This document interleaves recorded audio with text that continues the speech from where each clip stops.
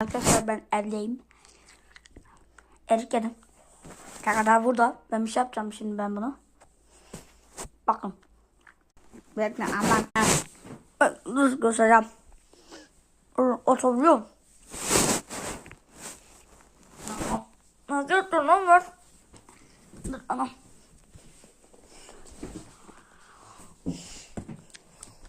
Çıkacağım lan. İki fanım var ya. Lan düşme. Hadi sen de çekelim be.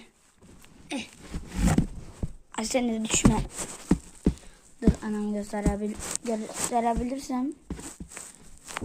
Hay evet. Yok gösteremeyeceğim. Anam dur. Hı.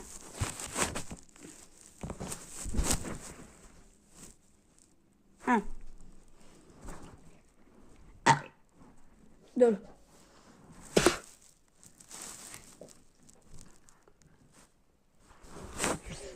Bu kadardı.